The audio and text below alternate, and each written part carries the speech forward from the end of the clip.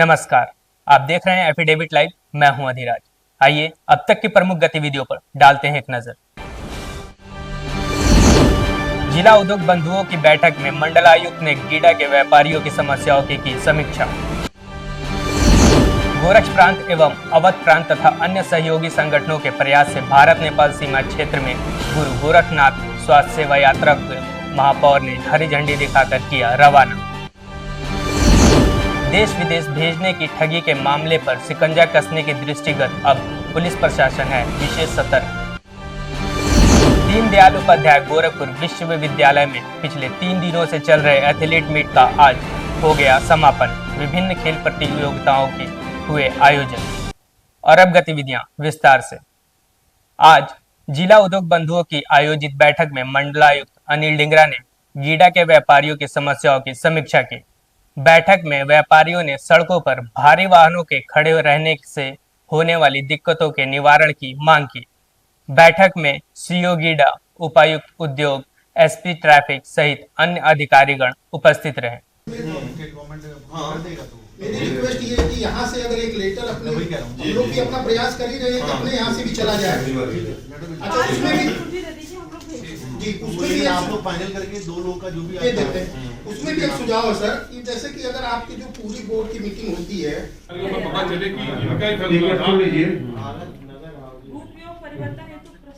अभी तक ये बात नहीं आई थी कि गोरक्ष प्रांत एवं अवध प्रांत तथा अन्य सहयोगी संगठनों के प्रयास से भारत नेपाल सीमा क्षेत्र में गुरु गोरखनाथ स्वास्थ्य सेवा यात्रा के महापौर डॉक्टर मंगलेश श्रीवास्तव ने हरी झंडी दिखाकर रवाना किया। इस अवसर पर डीडीयू के कुलपति प्रोफेसर पूनम टंडन ने हिस्सा लिया। इस अवसर पर महापौर ने बताया कि सीमावर्ती क्षेत्र में थारू जनजाति एवं प्रवर्ती क्षेत्रों के 6 जिलों के थारू जनजाति सहित सर्व समाज की सेवा हो रही है। विगत कई वर्षों से जो है ये अपना जो नेपाल का बॉर्डर है, इस सीमावर्ती जगहों पे जहाँ के लोग जो है यहाँ तक इलाज के लिए पहुँच नहीं पाते हैं, तो ऐसे लोगों का ऐसा भारत देखने का एक जो अभियान एनएमओ का वो रहता है, उसी निमित्त आज ये कार्यक्रम है। यहाँ से बच्चे जो है हमारे सभी जो अध्ययनरत हैं, कुछ हमारी फैकल्टीज भी, ये लोग जाएंगे और वहाँ पर कैंप करेंगे और वहाँ पर जिन लोगों को आवश्यकता होगी उनको रेफर करके यहाँ लाया जाएगा। ये सबसे बड़ी चीज़ ये रहती है कि जो भारत में किस तरह की जनता है, किस तरह का उनकी परेशानियां हैं, वो भी समझने का एक अवसर मिलता है। देश विदेश भेजने के कई ठगी मामले प्रकाश में आए हैं। इसके दृष्टिगत पुलिस प्रशासन ने शिकंजा कसना शुरू कर दिया है। अब ऐसे कबूतरबाजी के मामले में संलिप्त सलाखों के पीछे होंगे। इस बात की जानकारी एसपी सिटी अभिनव त्यागी ने दी है। गोरखपुर महोदय के निर्देशन में जितनी भी बाहर भेजने के नाम पे ठगी हो रही है गोरखपुर में, उसकी रोकथाम के लिए एवं उस पर सख्त कार्रवाई हेतु एक टीम का गठन किया गया है।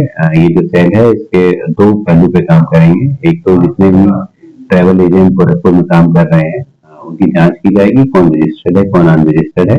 जितने भी अनरजिस्टर्ड ट्रैवल एजेंट है उन पे नियमानुसार कार्रवाई की जाएगी और साथ में जो भी एप्लीकेशन या मुकदमा हमारे यहाँ पंजीकृत होता है उसकी तुरंत जांच करके तुरंत विवेचना करके सुसंगत धाराओं में सबसे सख्त कार्रवाई की जाएगी। सुनिश्चित किया जाएगा कि जो भी अभियुक्त हैं, जो भी ऐसे लोग ठग रहे हैं, उन पर सख्त कार्रवाई हो सके। दिशा छात्र संगठन का देशव्यापी सदस्यता अभियान जारी है, जिसे लेकर गोरखपुर विश्वविद्यालय में छात्रों द्वारा संपर्क किए जाने का क्रम जारी है।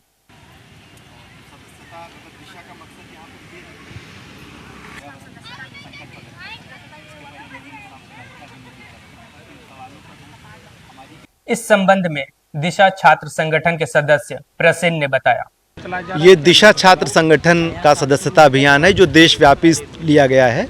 देश के अलग अलग विश्वविद्यालयों में, अलग अलग राज्यों में ये 5 तारीख से 25 तारीख तक यानी 20 दिन का एक विशेष सदस्यता अभियान है।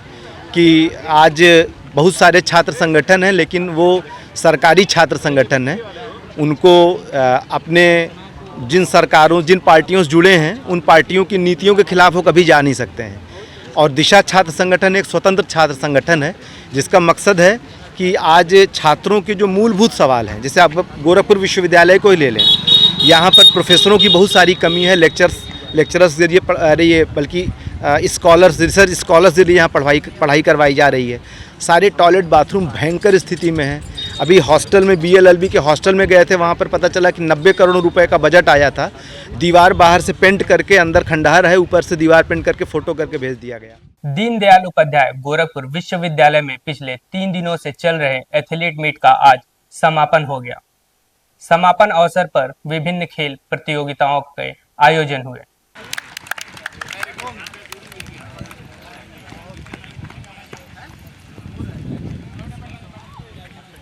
हो चुकी है।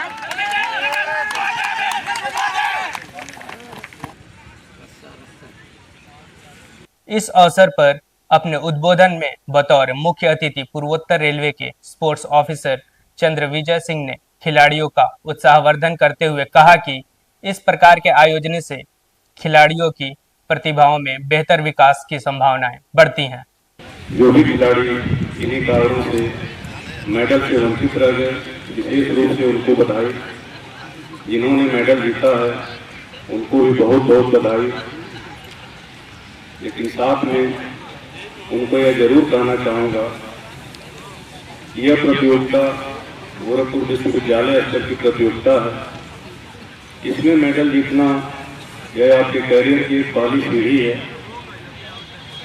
और आने वाले जो भी ऑल इंडिया इंटर यूनिवर्सिटी होगी उसके लिए एक प्लेटफार्म है चयन होने का। आप लोगों को यह जरूर कहना चाहूँगा कि जो भी इसमें प्रथम आए हैं वो आने वाले ऑल इंडिया एथलेटिक्स चैंपियनशिप में भाग लेंगे।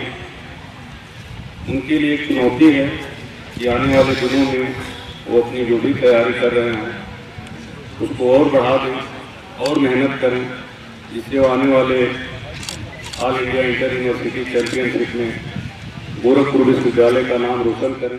दीनदयाल उपाध्याय गोरखपुर विश्वविद्यालय की कुलपति प्रोफेसर पूनम टंडन ने अपने उद्बोधन में विश्वविद्यालय खेल परिषद को बधाई देते हुए कहा कि इस एथलीट मीट में भाग लेने वाले सभी खिलाड़ी बधाई के पात्र हैं। एथलेटिक एसोसिएशन बहुत अच्छा कर रही है, उससे आपकी अपेक्षाएं भी बहुत ज़्यादा होती हैं, इसलिए अपेक्षाएं बहुत ज़्यादा हैं। और गोरखपुर यूनिवर्सिटी में स्पेशली स्पोर्ट्स कल्चर बहुत अच्छा है, इसलिए अपेक्षाएं मेरी उससे और ज़्यादा हैं कि वो और अच्छा करे और आगे बढ़े। और हम तो चाहते हैं कि गोरखपुर यूनिवर्सिटी एक मॉडल बने पूरे देश के लिए कि ऐसा स्पोर्ट्स एक यूनिवर्सिटी में होना चाहिए, स्पोर्ट्स का एक ऐसा माहौल होना चाहिए और उसमें हमारे कुछ सेलेक्टिव विद्यार्थी ना भाग लें।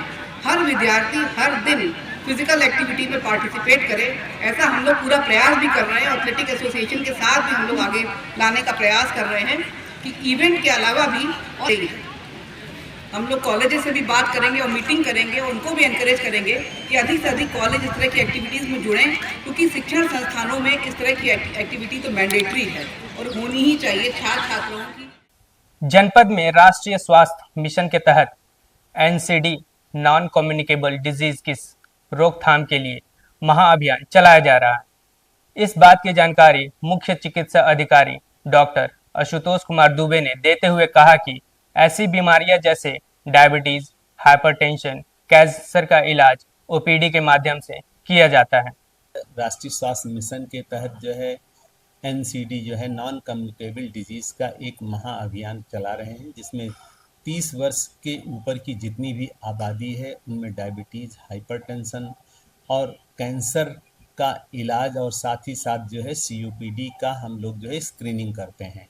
आदरणीय प्रधानमंत्री जी ने जिसमें मोटापे की किया, निश्चित रूप से जो है ओवरवेट व्यक्ति जो होता है वो शारीरिक मानसिक रूप से अस्वस्थ होता है। इसमें डायबिटीज़, हाइपरटेंशन, कैंसर और साथ ही साथ उसकी कार्य करने की क्षमता प्रभावित होती है।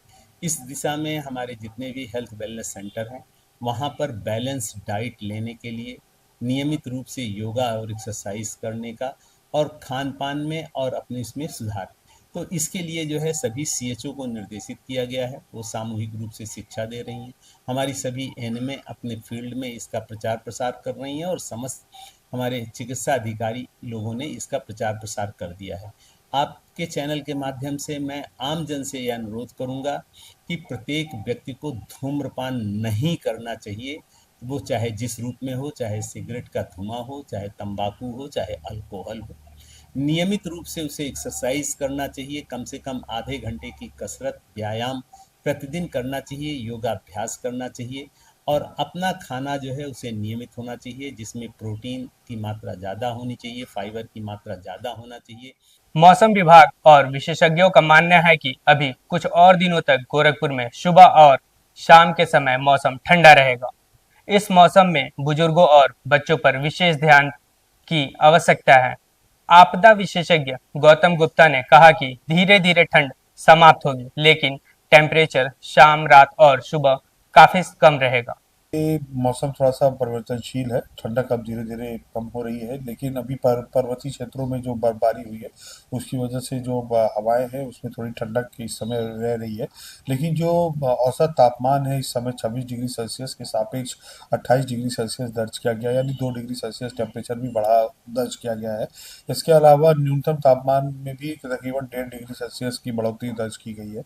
तो मौसम इस समय थोड़ा सा परिवर्तनशील है, सर्द गर्म बना हुआ है और इस ऐसे मौसम में विशेष रूप से ध्यान देने की आवश्यकता होती है। ख़ासतौर से छोटे बच्चों की बहुत ज़्यादा ध्यान देने की आवश्यकता होती है, क्योंकि टेम्परेचर में जब उतार चढ़ाव होगा तो सर्दी जुकाम या फीवर इत्यादि होने की संभावनाएं अधिक रहती हैं। और लेकिन दूसरे रूप से अगर देखा जाए तो IMD द्वारा भी अभी तक कोई इधर की लेकर के कोई चेतावनी दर्ज नहीं की गई है। यदि कोई मौसम में परिवर्तन होगा तो उसके संबंध में फिर से पृथक रूप से अवगत भी कराया जाए। आज के लिए बस इतना ही। तब तक के लिए देखते रहिए एफिडेविट लाइव। धन्यवाद।